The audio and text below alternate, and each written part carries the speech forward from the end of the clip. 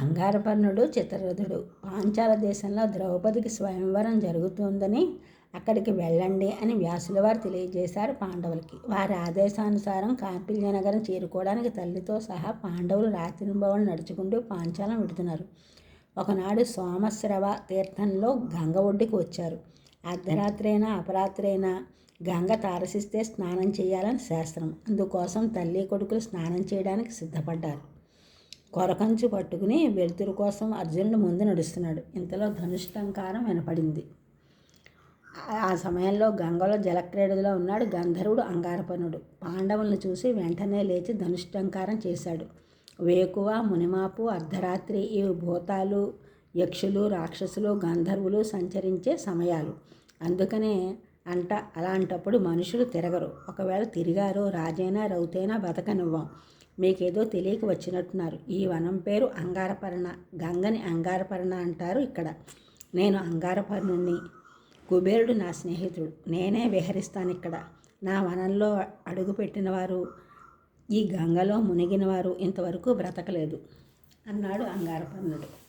అసందర్భం అని మరో అడుగు ముందుకు వేశాడు అర్జునుడు.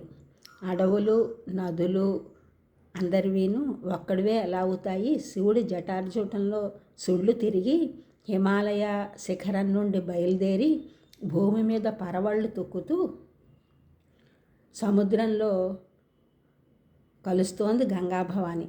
స్వర్గంలో మందాకిని, భూలోకంలో గంగ, పాతాళంలో భోగవతి.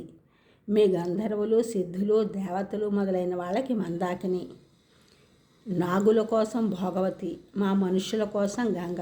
ఇక్కడ స్నానానికి వచ్చాం మేము. గంగ మా జన్మ హక్కు అన్నాడు అర్జునుడు. వద్దంటే వినమేం అని అంగారపర్ణుడు రథం ఎక్కి బాణాలు వేయడం మొదలుపెట్టాడు.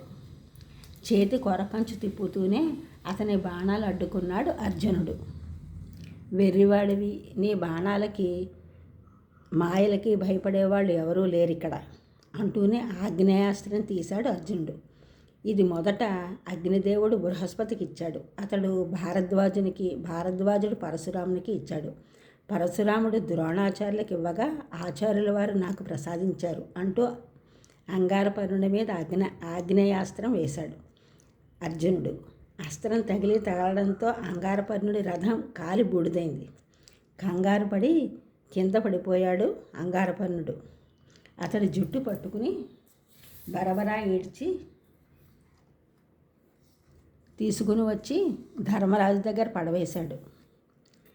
అతని భార్య పరుగును వచ్చి ధర్మరాజును పతిభిక్ష పెట్టమని కోరగా జాలిగుండెకల ధర్మరాజు అంగారపర్ణుడి భార్య కుంభీనసి ప్రాధేయపడడంతో వదిలిపెట్టు అన్నాడు అర్జునునితో.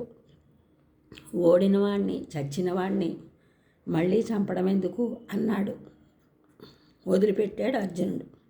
ఇంకా అక్కడే నుంచున్నాడు అంగారపర్ణుడు. మరి ఇంకా వెళ్ళవేం అంటే, నీతో ఓడిపోయాను, మళ్ళీ ఆ పేరేమిటి నాకు? యుద్ధంలో ఓడిపోయి మళ్ళీ అదే పేరుతో సభలకు ఎలా వెళతాను? నీ ఆగ్నేయాస్త్రంతో నా రథం కాలిపోయింది. నవరత్నాలతో చిత్ర విచిత్రమైన రథం సృష్టించుకుంటాను. ఈ వాల్టి నుండి చిత్రరథుడు అని పేరుతో బతుకుతాను అన్నాడు అంగారపర్ణుడు.